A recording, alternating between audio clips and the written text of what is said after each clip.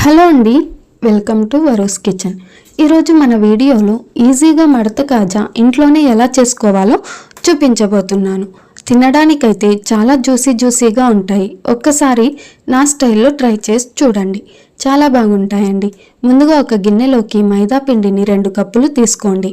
అలాగే అందులోకి చిటికెడు ఉప్పు, చిటికెడు వంట సోడా, 2 స్పూన్ల నెయ్యి వేసి బాగా కలుపుకోండి. ఇలా పట్టుకుంటే పిండి ఉంటలాగా రావాలి, చూసారా ఇలా. అలాగే కొద్దిగా వాటర్ యాడ్ చేసుకుంటూ చపాతి పిండిలా కలుపుకోండి. ఇలా ఒక 5 మినిట్స్ బాగా కలుపుకోండి. పిండి ఎంత బాగా కలిపితే కాజాలు అంత బాగా వస్తాయండి. ఇలా బాగా కలిపి ఒక అరగంట మూత పెట్టి నానబెట్టుకోండి. పిండి నానేలోపు పాకం ప్రిపేర్ చేసుకుందాం. ఒక గిన్నె పెట్టుకొని అందులోకి 1/2 కేజీ చక్కెర యాడ్ చేసుకొని 1 గ్లాస్ వాటర్ వేసుకోండి. ఇలా చక్కెర బాగా కరిగి ఇలా లేత తీగ పాకం రావాలి. ఇలా పాకం వచ్చాక ఇందులోకి కొద్దిగా నిమ్మరసం యాడ్ చేసుకోండి. అలాగే ఇలాచి కూడా యాడ్ చేసుకొని దించేసి పక్కన పెట్టుకోండి. ఇప్పుడు ముందుగా నానబెట్టిన పిండిని తీసుకొని ఇంకొక 2 మినిట్స్ బాగా కలుపుకోండి. ఇలా కలుపుకున్నాక ఈ పిండిని నేను చూపించినట్టు పల్చగా వత్తుకోండి.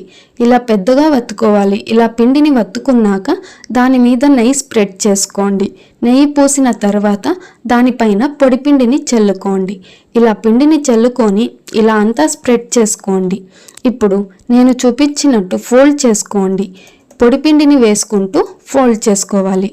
ఇలా అంతా ఫోల్డ్ చేసుకున్నాక లాస్ట్ కొద్దిగా వాటర్ అప్లై చేసి ఫోల్డ్ చేసుకోండి. ఇలా అంతా ఫోల్డ్ చేసుకొని దాన్ని చేతితో నేను చూపించినట్టు మెల్లగా ప్రెస్ చేయండి.